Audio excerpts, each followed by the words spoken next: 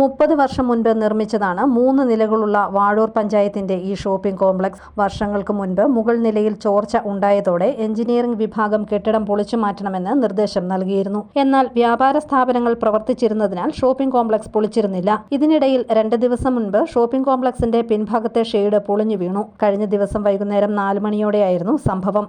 ഇതോടെ കമ്മ്യൂണിറ്റി ഹാളിലേക്ക് പോകുന്ന ഗേറ്റ് അടച്ചുപൂട്ടി. സുരക്ഷ ഒരുക്കുന്നതിന്റെ ഭാഗമായി KK റോഡിന്റെ വശത്തും കെട്ടിടത്തിന്റെ പിൻഭാഗത്തും കയർ കെട്ടി വേലി സ്ഥാപിച്ചിട്ടുണ്ട്. ഷോപ്പിംഗ് കോംപ്ലക്സ് പൊളിച്ചുമാറ്റുന്നതിന് പഞ്ചായത്ത് എഞ്ചിനീയറിംഗ് വിഭാഗം തയ്യാറാക്കിയ റിപ്പോർട്ടും എസ്റ്റിമേറ്റും പഞ്ചായത്ത് ജോയിന്റ് ഡയറക്ടർ മുഖാന്തരം തദ്ദേശ ഭരണവകുപ്പ് പ്രിൻസിപ്പൽ സെക്രട്ടറിക്ക് അയച്ചിരുന്നു. സർക്കാരിൽ നിന്നും അനുമതി ലഭിക്കുന്നതിന് കാലതാമസം വന്നതാണ് കെട്ടിടം പൊളിക്കുന്നതിന് തടസ്സമായതെന്നും തൊട്ടടുത്ത ദിവസം തന്നെ വേണ്ട നടപടികൾ ചെയ്യുമെന്നും പഞ്ചായത്ത് പ്രസിഡന്റ് S. പുഷ്കലാദേവി പറഞ്ഞു. യഥാർത്ഥത്തിൽ കേടാണ്, ഇത് പൊളിച്ചു കളയണം എന്ന് AXയും AEയും ഒക്കെ പറഞ്ഞ സാഹചര്യത്തിൽ കമ്മിറ്റി റെസൊല്യൂഷൻ പാസ്സാക്കി, പഞ്ചായത്ത് കമ്മിറ്റി റെസൊല്യൂഷൻ പാസ്സാക്കി കെട്ടിടം പൊളിച്ചു കളയാനുള്ള തീരുമാനവും എടുത്തിട്ടുള്ളതാണ്.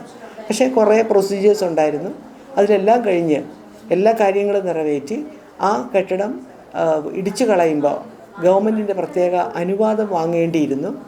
അനുവാദത്തിന് വേണ്ടിയിട്ട് അയച്ച ഫയല് തിരുവനന്തപുരത്ത് ഇപ്പോൾ ഉണ്ട്. അത് റവന്യൂ വകുപ്പിൽ, എന്തോ വകുപ്പ് തെറ്റിയിട്ടാണെന്ന് തോന്നുന്നു, റവന്യൂ വകുപ്പിലുണ്ടെന്നാണ് അന്വേഷണത്തിൽ അറിയാനായിട്ട് കഴിഞ്ഞത്. അപ്പോൾ എന്തായാലും നാളെയോ നാളെ കഴിഞ്ഞോ തിരുവനന്തപുരത്തിന് പോയിട്ട് അതിന് വേണ്ട കാര്യങ്ങൾ നീക്കും എന്ന് ഉറപ്പ് തരുന്നു. പഞ്ചായത്ത് കമ്മിറ്റിയും അത് തന്നെയാണ് ചർച്ച ചെയ്തത്. News bureau, Ponkunnam.